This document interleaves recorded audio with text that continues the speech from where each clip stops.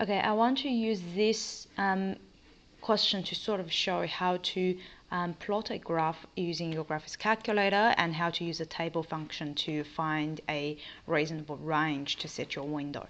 So first I want to sort of put this graph in, and I just pre-put these two, the function in. The first one is a function itself, vt, and then the second one is a derivative function I pre-put in there. Now let's say I want to plot the first one, the original function, and I sort of want to see what I want to set the window to be. Now first I have selected, as you can see, I have selected the first one, the second one is not selected. So when I draw it out, it doesn't really look right because I didn't set my domain and range properly. So what I want to do is, well, the domain is pretty easy. Domain is from 0 to 120 as given in the question here. We sort of want to see what the range is. Now what we want to use is to use the table function. So if you go to menu and then you go to the table function there, it automatically copies all the functions you put into the graph. So for this one, I have my original function and the second and the derivative function there already. What I sort of want to do is to first set my tables, because now if I try to see the table, well, I haven't selected my function. I want to select the first one and to sort of find the values. As you can see, on default, it's going to increase the x by 1 each time. But considering my t, my variable here, is actually in between 0 and 120, that means it will take me a long time to go all the way to, you know, what I need. So what I want to sort of do is to set my x value there. So I want it to start with 0 and I want it to finish at 120, and then maybe just make a step by 5 each. That will narrow down how many steps I need to go. So if I now using this setting to go to the table button, as you can see, my x is increased by 5 each time, and then the y is the y column is telling me what the function value is. And as you can see, it started with 0 and the numbers increased pretty quickly, and it's still increasing. It got all the way up to about 28,000, and then it starts to go down, and this should tell you if you try to set a range for your function here. I probably want to set the range to be at least 29,000, because the maximum number I saw in the table is 28,000, but is more than 28,000. So the x window here will be from 0 to 120. That is the domain given in the question. And then the y function, the y range, I will set it to be from 0 to 30,000, because from the table, as you can see, the highest one I got up to is about 28,000. So 30,000 should be good enough. And now if I try to draw my function, you should be able to see a pretty good one. For example, I want to find the value of the function when t equals 45 seconds. I can then go to gsolve for y value when x equals 45, and that is my y value. And don't forget, it's in milliliter. And then I want to find what happens when t equals 1 minute. 1 minute is 60 seconds, so you can go to gsolve, find y when x equals 60, and then you can find what y is.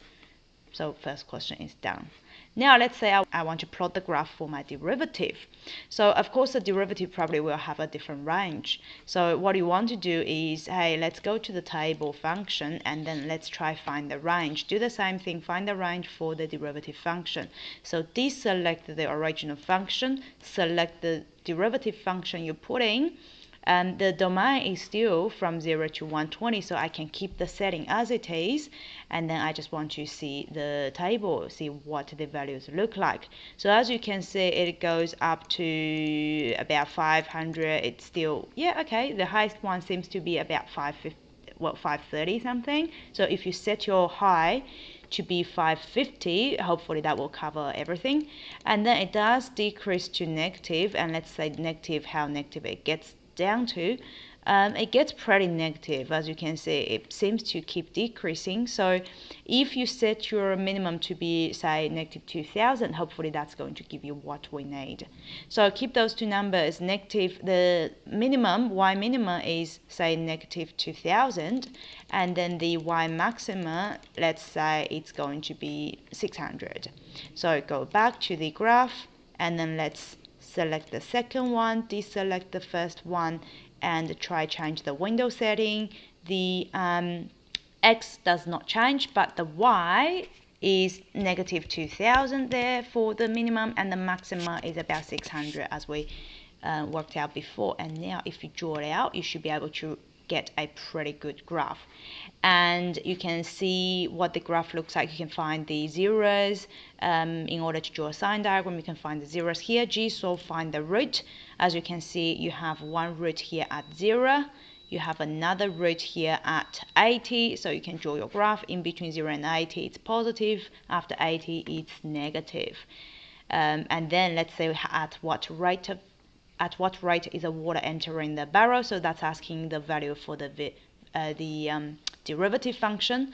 So you could go Gsolve, try find the y value when x equals 20 seconds, and then that is 400, and it's a positive number, meaning that 20 seconds later the water is entering the barrel at 400 milliliters per second.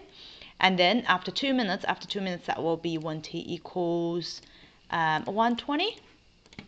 And then you can see it's a negative number, which means 2 minutes after the start, the water is actually leaving the barrel at a rate of 1600 milliliters per second. So that's how you will be able to find it out. And when will the rate of flow be the greatest? Well, this derivative function we're looking at here, it's talking about the rate of flow, because it's the first derivative function. So if we want to find when is the rate of flow be the greatest, we're basically trying to find the maxima. So you can go to Gsolve, find the maxima, and then the maxima happens at 40 seconds later, and then the rate is 533.33 milliliters per second.